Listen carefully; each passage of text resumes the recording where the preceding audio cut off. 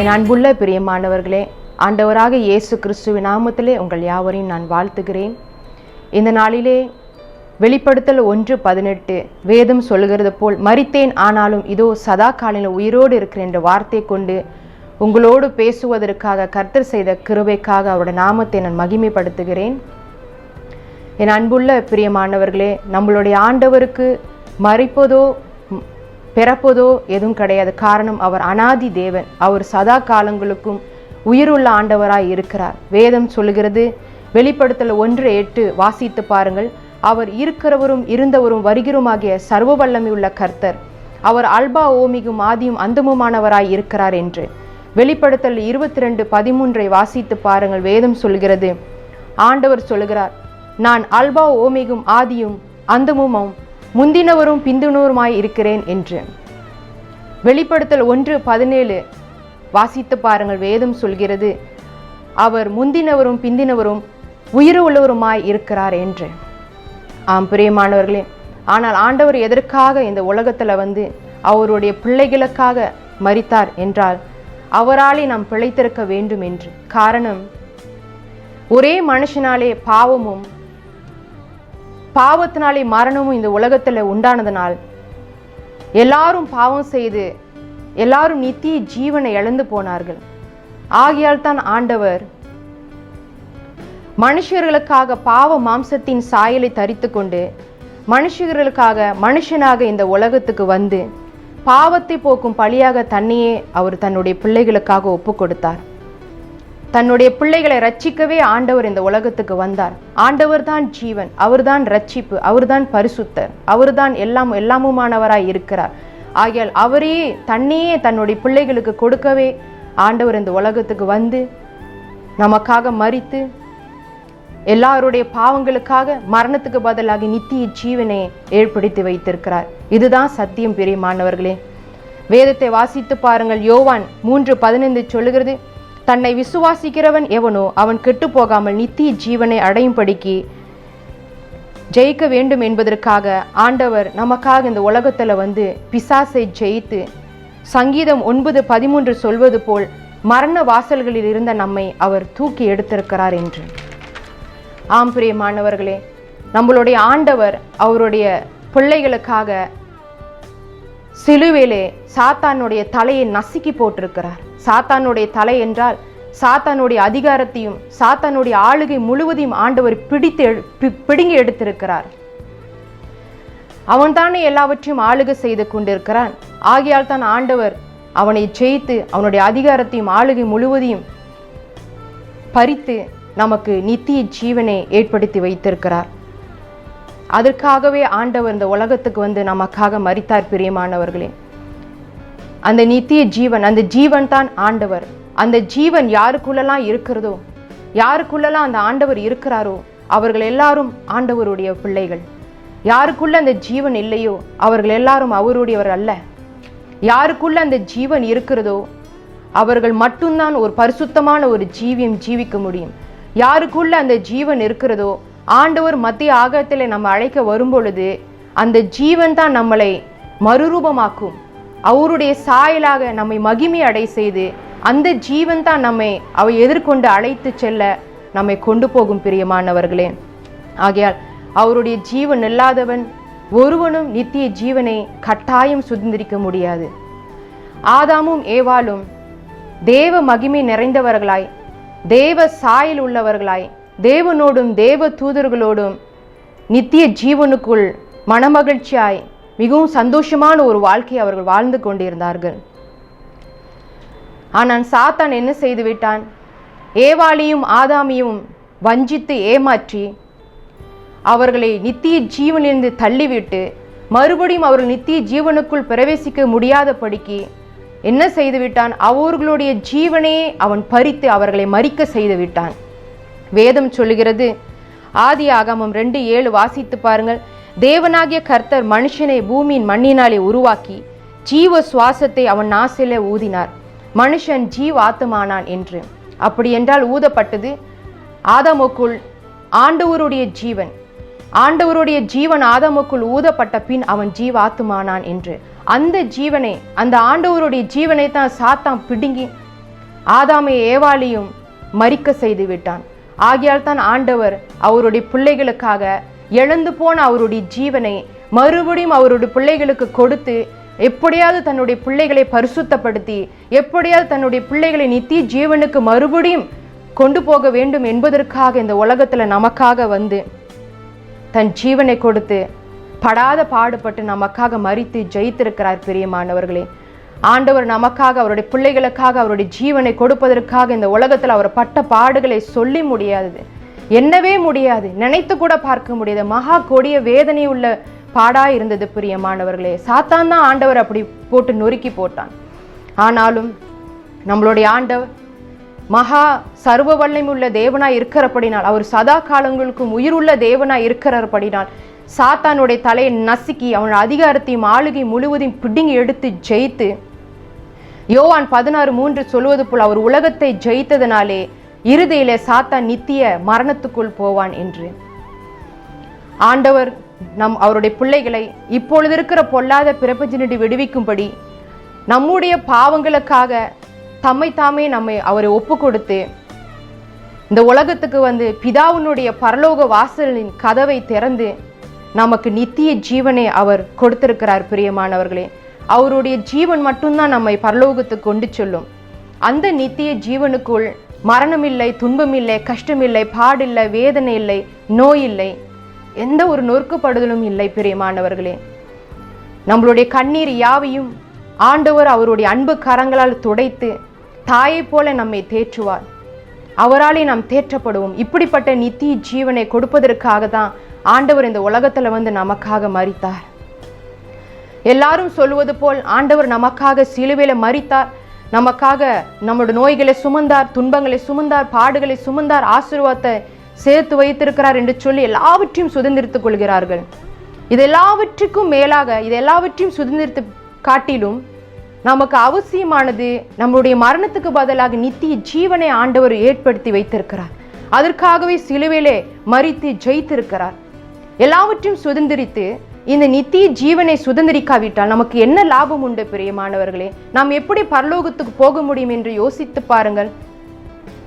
ஒருவேளை ஆண்டவர் என்று வந்தால் நீங்கள் பெற்ற ஒரு ஆசீர்வாதம் ஆண்டவரை எதிர்கொண்டு போக அழைத்து செல்லுமா? அல்லது நீங்கள் பெற்ற அற்புதங்கள், அதிசயங்கள், அடையாளங்கள் உங்களை ஆண்டவரை சந்திக்க நித்திய ஜீவனுக்குள் அழைத்து செல்லுமா? அல்லது நீங்க வாழ்கிற சுகபோகமான வாழ்க்கை உங்களை நித்திய ஜீவனுக்குள் அழைத்து செல்லுமா? இது எல்லாவற்றுக்கும் ஒரு முடிவுண்டு. பிரியமானவர்களே, உலகத்தோடு எல்லாம் முடிந்துவிடும். நமக்கு அவசியமானது நித்திய ஜீவன். அந்த நித்திய ஜீவனுக்கு முடிவில்லை. ஆண்டவருடைய ஜீவன் நம்ம கட்டாயம் பெற்றுக்கொள்ள வேண்டும்.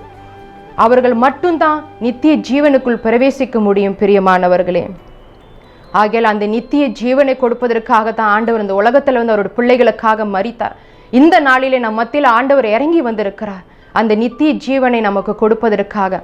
ஆகையால் இந்த நாளில் அந்த நித்திய ஜீவனை பெற்றுக்கொள்ளுங்கள். பிரியமானவர்களே, நமக்காக ஆண்டவர் மரித்து அவர் எழும்பினதனாலே நம்மையும் அவர் எழுப்பி நித்திய ஜீவனுக்குள் அழைத்து செல்வதற்காக ஆண்டவர் இன்று உயிர் உள்ளவராயிருக்கிறார். பிரியமானவர்களே, யோவான் 6:40 வாசித்து பாருங்கள். வேதம் சொல்கிறது, அவரிடத்தில் விசுவாசமாய் இருக்கிறவன் எவனோ அவன் நித்திய ஜீவனை அடைவதும் அவனை கடைசி நாளில் எழுப்புவதும் என்னை அனுப்பினவருடைய சித்தமாய் இருக்கிறது என்று ஆண்டவர் சொல்லியிருக்கிறார். எபிரேயர் 10:19 வாசித்து பாருங்கள். வேதம் சொல்லுகிறது, பரிசுத்த ஸ்தலமாகிய நித்திய ஜீவனுக்குள்ளே பிரவேசிக்க ஆண்டவர் தமது மாம்சமாகிய திரையின் வழியாய் புது ஜீவனுமான மார்க்கத்தை நமக்கு உண்டி பண்ணி வைத்திருக்கிறார் என்று. ஆகையால் தான் வேதம் சொல்லுகிறது. யோவான் 14:6 வாசித்து பாருங்கள். ஆண்டவர் சொல்லியிருக்கிறார், நானே வழியும் சத்தியமும் ஜீவனுமாய் இருக்கிறேன், என்னையன்றி ஒருவனும் பரலோகத்துக்கு வர முடியாது என்று. அவர்தான் வழி, அவர்தான் சத்தியம், அவர்தான் ஜீவன். அவர் இல்லாமல் ஒருவரும் கட்டாயம் பரலோகத்துக்கு போகவே முடியாது. பிரியமானவர்களே, எபிரேயர் 9:28 வாசித்து பாருங்கள். வேதம் சொல்கிறது, கிறிஸ்துவும் அநேகருடைய பாவங்களை சுமந்து தீர்க்கும்படி ஒரே தரம் பலியிடப்பட்டு தமக்காக காத்து கொண்டீர்களுக்கு ரட்சிப்பு அருளும்படி இரண்டாம் தரம் பாவமில்லாமல் தரிசனமாவார் என்று. தரிசனமாவார் என்றால் யாரெல்லாம் ஆண்டவருடைய ஜீவனை பெற்று இந்த கடைசி நாட்களில் ஆண்டவரோடு ஒரே ஆவி ஆத்துமா சரீரமாய் இணைந்து வாழ்ந்து பரிசுத்தமான ஒரு ஜீவின் ஜீவித்து அவருடைய வருகைக்காக காத்து கொண்டு ஆயத்தமா இருக்கிறார்களோ அவர்களை மறுபடியும் நித்திய ஜீவனுக்குள் அழைத்து செல்வதற்காக ஆண்டவர் இன்று உயிர் உள்ளவராய் இருக்கிறார். பிரியமானவர்களே, எதற்காக ஆண்டவர் உயிர் உள்ளவராய் இருக்கிறார்? நம்மை பரிசுத்தப்படுத்தி நித்திய ஜீவனுக்கு கொண்டு போவதற்காக ஆண்டவர் இன்று உயிர் உள்ளவராய் இருக்கிறார். அந்த பரிசுத்தம் இல்லாமல் ஒருவனும் பரலோகத்துக்கு போக முடியாது. ஆகையால் அந்த பரிசுத்தத்தை கொடுக்கவே ஆண்டவர் இந்த நாளில் நம்ம மத்தியில வந்திருக்கிறார். அந்த பரிசுத்தத்தை பெற்று நித்திய ஜீவனுக்குள் போக வேண்டும் என்பதே இந்த நாளிலே நல்ல செய்தி. பெரியமானவர்களே, எபிரேயர் 10:10 வாசித்து பாருங்கள். வேதம் சொல்கிறது, இயேசு கிறிஸ்துவினுடைய சரீரம் ஒரே தரம் பலியிடப்பட்டதினாலே அந்த சித்தத்தின்படி நாம் பரிசுத்தமாக்கப்பட்டிருக்கிறோம் என்று. எபிரேயர் 9:11-12 வாசித்து பாருங்கள். வேதம் சொல்கிறது, தம்முடைய பெரிதும் உத்தமமான கூடாரத்தின் வழியாக தம்முடைய சொந்த இரத்தத்தினாலே ஒரே தர மகா பரிசுத்த ஸ்தலத்தில் பிரவேசித்து நித்திய மீட்பை நமக்கு உண்டு பண்ணி வைத்திருக்கிறார் என்று. ஆம் பிரியமானவர்களே, ஆதாமும் ஏவாளும் எழுந்து போன ஆண்டவருடைய ஜீவனை கொடுப்பதற்காக ஆண்டவர் இந்த உலகத்துல மறுபடியும் நமக்காக மரித்து பிசாசை ஜெயித்து அவருடைய ஜீவனை நமக்கு கொடுத்திருக்கிறார். இன்று அந்த ஜீவனை பெற்றுக்கொள்ளுகிற யாவரும் பரிசுத்தத்தை பெற்று நம்மை பரிசுத்தப்படுத்தி நித்திய ஜீவனுக்குள் அழைத்து செல்வதற்காக ஆண்டவர் இன்று உயிர் உள்ளவராய் இருக்கிறார். உன்னதத்திலே அவர் உயிர் உள்ளவராய் வாசம் பண்ணி கொண்டிருக்கிறார். நாமும் இந்த நாளிலே பரிசுத்தமடைந்து அவரோடு கூட நித்திய காலமா உன்னதத்திலே அவரோடு கூட வாழ வேண்டும் என்று இன்று ஆண்டவர் வாஞ்சியோடு அவருடைய பிள்ளைகளுக்காக காத்து கொண்டிருக்கிறார். ஏக்கத்தோடு இருக்கிறார். பிரியமானவர்களே, அவருடைய பிள்ளைகளை கட்டி அணைத்து முத்தமிட நமக்காக உன்னதத்திலே அவர் காத்து கொண்டிருக்கிறார். நாமும் உன்னதத்துக்கு வர வேண்டும் என்று. அதுக்கு நமக்கு அவசியம் பரிசுத்தம். பிரியமானவர்களே, ஆண்டவருடைய இரத்தமும் நாமமும் வார்த்தையும் உயிர் உள்ளது. இம்மூன்றையும் இணைத்து பாருங்க. எப்படி பலா வாழை எவ்வளவு ருசி உள்ளதா இருக்கிறதோ அவ்வளவு ருசி உள்ள நித்திய ஜீவனுக்குள் நம்மை அழைத்து செல்லும். பிரியமானவர்களே, ஆம் பிரியமானவர்களே, பரலோகத்துல நம்மளுடைய ஆண்டவர் அவருடைய பிள்ளைகளுக்காக எவ்வளவோ ஆசீர்வாதங்களை ஏற்படுத்தி வைத்திருக்கிறார் தெரியுமா? நமக்காக ஆண்டவர் எவ்வளவு அழகிய மாளிகைகளை பரலோகத்துல கட்டி வைத்திருக்கிறார் தெரியுமா? பிரியமானவர்களே, யாரெல்லாம் பரிசுத்தம் அடைந்து இந்த நித்திய ஜீவனுக்குள் பிரவேசிக்கிறார்களோ அவர்களுக்கெல்லாம் சிங்காசனம் உண்டு, அவர்களுக்கெல்லாம் ஜீவ கிரீடம் உண்டு, அவர்களுக்கெல்லாம் ஜீவ தண்ணீர் உண்டு, 12 விதமான கனிகளை தரும் ஜீவ விருட்சம் உண்டு. இந்த ஆசீர்வாதத்தான ஆதாமும் ஏவாளும் இழந்து போனார்கள். இந்த நாளிலே ஆண்டவர் அதை நமக்காக ஜெயித்து மறுபடியும் அந்த பரலோக வாசலை திறந்து வைத்திருக்கிறார். யாரெல்லாம் அவருடைய ஜீவனை பெற்று பரிசுத்தம் அடைந்து நித்திய ஜீவனுக்குள் பிரவேசிக்கிறார்களோ அவர்களுக்கெல்லாம் இந்த ஆசீர்வாதம் கட்டாயம் உண்டு. பிரியமானவர்களே, வேதத்தை வாசித்து பாருங்கள். வெளிப்படுத்தல் 21:11-18 வரைக்கும் வாசித்து பாருங்கள். வேதம் சொல்கிறது, விலை உயர்ந்த இரத்தினை கல்லை போலவும் பளிங்கின் நொழியில் உள்ள வச்சிரை கல்லை போலவும் உள்ள மாளிகைகளை ஆண்டவர் நமக்காக கட்டி வைத்திருக்கிறார். தெளிந்த பளிங்குக்கு ஒப்பான சுத்த பொன்னான நகரத்தை நமக்கு ஆண்டவர் வைத்திருக்கிறார். சகல விதமான ரத்தினங்களால் அலங்கரிக்கப்பட்டு முத்துக்களால் அலங்கரிக்கப்பட்டு வீதியெல்லாம் தெளிவுள்ள பளிங்கு போல சுத்த பொன்னான நகரத்தை நமக்கு ஆண்டவர் ஏற்படுத்தி வைத்திருக்கிறார். அதில் சர்வ வல்லமையுள்ள தேவனாகிய கர்த்தரும் ஆட்டுக்குட்டியானவருமே ஆலயமாய் இருப்பார் என்று. தேவனுடைய மகிமையே அந்த நகரம் முழுவதையும் பிரகாசிக்க செய்யும். ஆட்டுக்குட்டியானவரே அங்கு விளக்காய் இருப்பார். பிரியமானவர்களே, ஆகையால் ரட்சிக்கப்படுகிற ஜனங்கள் யாவரும் இந்த வெளிச்சத்திலே நடப்பார்கள் என்று வேதம் சொல்லுகிறது. இந்த உலகத்தையும் ஆண்டவர் தான் படைத்தார். இந்த உலகத்தை ஆண்டவர் எவ்வளவு அழகா படைத்திருக்கிறார். இதை காட்டிலும் ஆண்டவருக்காக இந்த உலகத்துல பரிசுத்தமான ஒரு ஜீவியம் ஜீவித்து அவரை எதிர்கொண்டு நித்திய ஜீவனை சுதந்திரிக்கிறவர்களுக்கு பரலோகத்துல இன்னும் எவ்வளவு அழகான மாளிகைகள், எவ்வளவு ஆசீர்வாதங்கள் ஆண்டவர் வைத்திருப்பார். பிரியமானவர்களை எண்ணி பாருங்கள். இதை அறிந்தும் இந்த நித்திய ஜீவனை சுதந்திரிக்காமல் இருக்க முடியுமா? அதை இந்த நாளிலே பெற்றுக்கொள்ளுங்கள். பிரியமானவரே, யாரெல்லாம் சுதந்திரிக்க கொள்கிறீர்களோ அவர்கள் மட்டும்தான் இந்த நாளிலே சுதந்திரித்தால் பரலோகத்துக்கு போக முடியும். ஆண்டவர் சொல்லுகிறார், கேட்டுக்கு போகிறவர்கள் கேட்டுக்கு போகட்டும், அவர்கள் எல்லாரும் மொட்டை அடிக்கப்படுவார்கள் என்று. ஒருத்தர் கூட முடியோடு இருக்க மாட்டார்கள், எல்லாருக்கும் மொட்டையிடப்படும். யார் யார் என்னென்ன பாவம் செய்தார்களோ அதுக்கு கொத்த தண்டனை அவர்களுக்கு இருக்கும். அதை யாராலும் சகிக்க முடியாது. மாலை மயங்கும் வேளையில சாத்தான் எங்கும் சுற்றி திரிவான். ஒவ்வொரு வீடுகளையும் அவன் புகுந்து சுற்றி திரிவான். பிரியமானவர்களே, ஆகையால் ஆண்டவர் அவருடைய பிள்ளைகளை பார்த்து, தேவ ஜனங்களை பார்த்து ஆண்டவர் சொல்லுகிறார், தேவ ஜனங்களே, நீங்கள் விழித்திருந்து ஜெபம் பண்ணுங்கள், விழித்திருந்து பரிசுத்தம் அடையுங்கள், விழித்திருந்து ஆயத்தப்படுங்கள் என்று.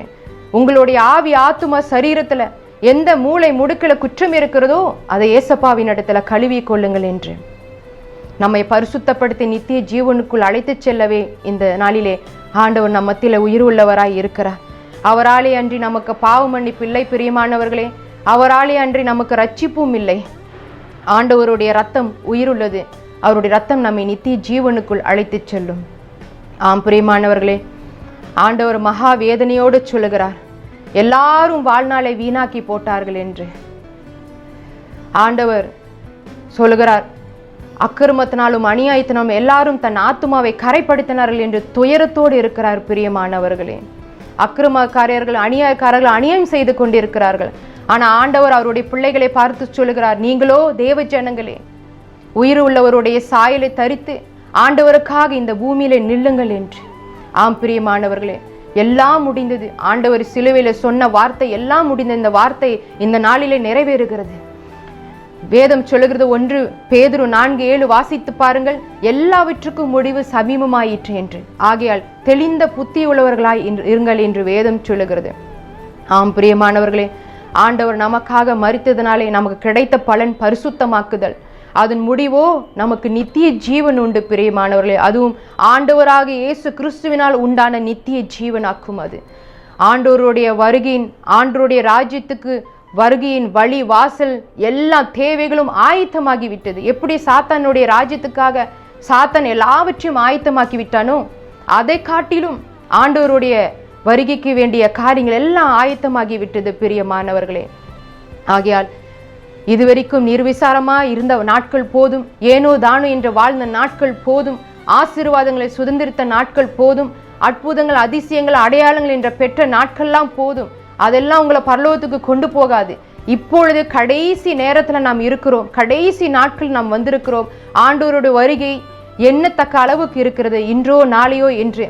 ஆகையால் நமக்கு அவசியமானது அவருடைய ஜீவன். அதாவது ஆண்டவரோடு இந்த கடைசி நாளத்துல நாம் ஒரே ஆவி ஆத்துமா சரீரமா ஆண்டவரோடு இணைந்து ஒரு பரிசுத்தமான ஒரு ஜீவியம் ஜீவித்து நமக்காக ஆண்டவர் படாத பாடுபட்டு ஏற்படுத்தி வைத்திருக்கிற அந்த நித்திய மீட்பாகிய நித்திய ஜீவனை சுதந்திரிக்க ஆயத்தப்படும் நாட்கள்ல நம்ம வந்திருக்கிறோம் பிரியமானவர்களே. ஆகையால் அதை இழந்து போகாதபடிக்கு இந்த நாளிலே இந்த பரிசுத்தத்தை பெற்றுக்கொள்ளுங்கள். மாற்கு 1:15 சொல்லுகிறது, காலம் நிறைவேறிற்று, தேவனுடைய ராஜ்யம் சமீபமாயிற்று, மனம் திரும்பி சுவிசேஷத்தை விசுவாசியுங்கள் என்று. ஆகையால் இந்த நாளில் ஆண்டவர் உங்களுக்கு கொடுத்த இந்த சுவிசேஷத்தை விசுவாசித்து ஆயத்தப்படுங்கள் பிரியமானவர்களே. ஒரு உதாரணத்தை உங்களுக்கு சொல்லி நான் முடிக்க விரும்புகிறேன். ஒரு மனுஷன் வைத்தியத்திற்காக ஒரு மலரை தேடி அலைந்தான் என்று. அவன் தேடி அலைந்து கொண்டிருக்கும் போது ஒருவர் சொன்னார், அதோ அந்த உயரமான சிகரத்துல, அந்த உயரமான ஒரு மலையில தான் அந்த மலர் இருக்கும், வேற எங்கேயும் அந்த மலர் இருக்காது என்று. உடனே அவன் நினைத்தான், எப்படியாவது அந்த மலரை நான் பறித்தே ஆக வேண்டும் என்று சொல்லி அந்த உயரமான சிகரத்து மேல் எத்தனையோ நாட்கள் ஏறி சென்றான். கடைசியா அங்க சென்ற பின் அங்கேயும் அந்த மலரை அவன் தேடி அலைந்தான். இறுதியாக அந்த மலரை அவன் கண்டுபிடித்தான். கண்டுபிடித்த போது அந்த மலர் உயரமான சிகரத்துல இருந்தனாலே அங்கிருந்து கீழே பார்க்கும் பொழுது பயங்கரமான ஆழமா இருந்தது. தவறுதலா கீழே விழுந்தாலும் ஒரு எலும்பு கூட கிடைக்காது, அவ்வளவு உயரமான சிகரத்தில் அந்த மலர் இருந்தது. இருந்தாலும் எப்படியாச்சும் அந்த மலரை பறித்து விட வேண்டும் என்று சொல்லி அவன் தன் கையை நீட்டி அந்த மலரை பறித்தான். பறித்தவுடன் அந்த மலர் அவன் கையை விட்டு தவறுதலாய் கீழே போய் விழுந்து ஒரு முச்செடியின் மேல் விழுந்தது. அந்த மலர் முச்செடியில விழுந்தவுடன் அந்த முள்ளு அந்த மலரை குத்தினவுடன் அந்த மலரிலிருந்து தண்ணீரும் இரத்தமும் வெளியாய் அந்த மலர் சிதைந்து போய் கீழே போய் விழுந்தது.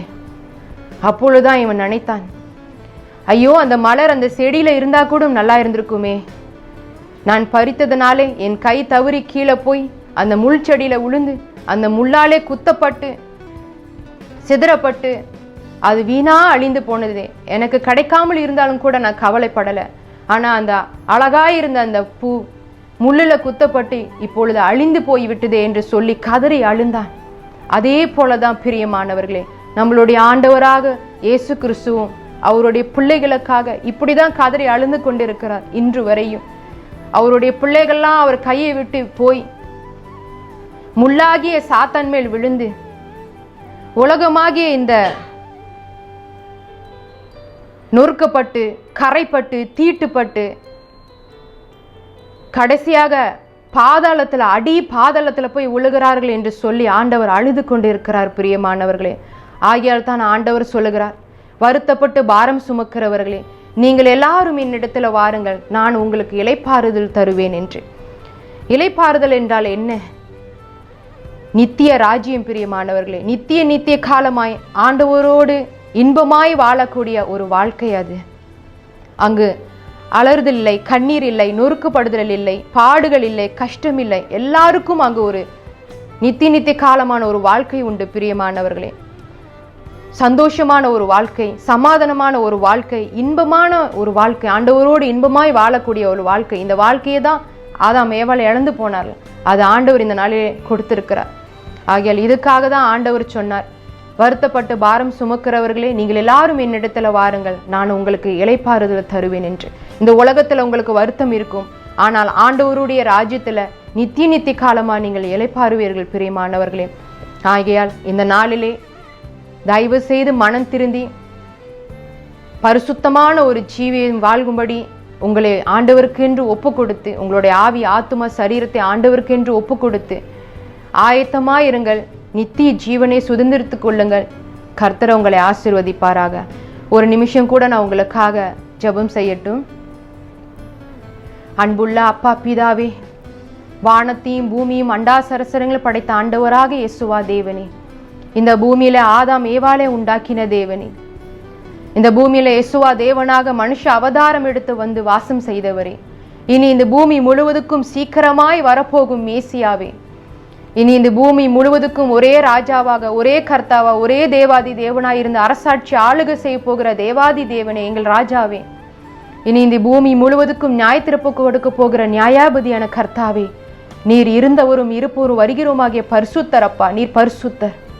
இந்த நாளிலே உம்முடைய பிள்ளைகளோடு கூட நீர் பேசியிருக்கிறப்பா. எதற்காக இந்த உலகத்துல வந்து நீர் பறித்து உம்முடைய பிள்ளைகளுக்கு உம்முடைய ஜீவனை இழந்து போன அந்த ஜீவனை கொடுப்பதற்காக, எதற்காக நீர் உயிர் தெழுந்து அவர்களை பரிசுத்தப்படுத்தி, எதற்காக உயிரோடு இருக்கிறேன், உம்முடைய பிள்ளைகளை நித்திய ஜீவனுக்குள் அழைத்து செல்வதற்காக. ஆகையால் இந்த வார்த்தையை கேட்டுக்கொண்டு இருந்த உம்முடைய பிள்ளைகள் ஒவ்வொருவரும் இந்த நாளிலே தன் இருதயத்தை உமக்கென்று ஒப்பு கொடுத்து, ஆவி ஆத்தும சரீரத்தை ஒப்பு கொடுக்கும் உடைய பிள்ளைகளை இந்த நாளிலே நீர் பரிசுத்தப்படுத்தி, அவர்களுடைய இருதயங்களை உம்மாலே பரிசுத்தப்படுத்தி, நீர் அவர்களுக்குள்ள வாசம் செய்து அவர்களை நீர் வரும் வரைக்கும் பரிசுத்தமான ஒரு ஜீவியம் ஜீவிக்க அவர்களை காத்து, நீர் வரும்போது அவர்கள் மகிமை அடை செய்து நித்திய ஜீவனை சுதந்திரிக்கும்படிக்கு கர்த்தர் செய்வீராகப்பா. இந்த ஜீவனை சுதந்திரித்த, இந்த சுவிசேஷத்தை விசுவாசித்து ஏற்றுக்கொண்ட உம்முடைய ஒவ்வொரு பிள்ளைகளுக்குள்ளேயும் உம்முடைய ஜீவன் இந்த நாளிலே அவர்களை உயிர்ப்பித்த நாளே அவங்களுடைய சரீரத்தில் இருக்கிற எல்லா விதமான நோயிலிருந்து உம்முடைய பிள்ளைகளை நீர் விடுதலை செய்யும்படி நான் செபிக்கிறேன்ப்பா. எப்பேற்பட்ட நோயா இருந்தாலும் சரி, அது உம்முடைய ஜீவன் இந்த நாளிலே விடுதலை செய்யும்படி, உம்முடைய வார்த்தை அவர்களை விடுதலை செய்யும்படி நான் செபிக்கிறேன்ப்பா. எல்லா விதமான அந்தகார சக்திகளிலும், எல்லா விதமான பிசாசனுடைய கிரீடத்திலும், எல்லா விதமான அந்த உலக சிற்றின்ப உலக பாவங்கள் பிசாசனுடைய கரத்தில் உம்முடைய பிள்ளைகளை முற்றுமுடிய உம்முடைய ரத்தத்தினால், உம்முடைய நாமத்தினால், உம்முடைய வார்த்தையினால், உம்முடைய ஜீவனால் நீர் இன்று நாளில் அவர்களை விடுதலை செய்யும்படி நான் செபிக்கிறேன் அப்பா. இயேசுவின் நாமத்திலே அவர்களை ஆசீர்வதியும் அப்பா. பரிசுத்தப்படுத்தும் ஆண்டவரே, பரிசுத்தத்தை இந்த நாளில பெற்றுக்கொள்ளட்டும் அப்பா. ஆயத்தப்படட்டும் ஆண்டவரே. ஜீவ பூசில பேர் எழுதப்பட்டிருக்கிற ஒருத்தருடைய பேரு கூட கிறுக்கப்பட்டு போகக்கூடாது. ஒருத்தரும் இந்த பூமியில கைவிடப்படக்கூடாது. ஒருத்தரும் நரகத்துக்கு போகக்கூடாது. எப்படியாவது அவர்கள் பரலோக ராஜ்யத்தை சுதந்திரிக்க வேண்டும் என்று உம்முடைய பிள்ளைகளுக்காக உம்முடைய திறப்பு வாசலிருந்து நான் கெஞ்சி மண்டாடுகிறேன்ப்பா. உம்முடைய பிள்ளைகள் இந்த நாளிலே பரிசுத்தம் என்ற ஆசீர்வாதத்தால் நிரப்பும். உம்முடைய ரத்தத்தினால் உம்முடைய பிள்ளைகளை ஆசீர்வதி. உம்முடைய கிருபையினால் நீர் ஆசீர்வத்தை காத்துக்கொள்ளும். நித்திய ஜீவனை சுதந்திரித்துக் கொள்ளட்டும். இன்று முதல் அவர்களோடு கொண்டு அவருடைய ஆவி ஆத்தும சரீரம் மோடு கூட இணைந்து நீர் வரும் வரைக்கும் இந்த உலகத்துல வாழும்படிக்கு உம்முடைய கரத்துல நான் ஒப்பு கொடுக்கிறேன் அப்பா. என் ஜெபத்தை நீர் கேட்டதுக்காக நன்றி. உம்முடைய பிள்ளைகளை நீர் ஆசீர்வதித்ததுக்காக நன்றி. உமக்கு எல்லா துதி கன மகிமை யாவற்றையும் நாங்கள் செலுத்துகிறோம். இயேசுவின் நாமத்தில் பிதாவே, ஆமென். ஆண்டவர் நாமும் மகிமைப்படுவதாக. ஆண்டவர் உங்களை ஆசீர்வதிப்பாராக. ஆமென்.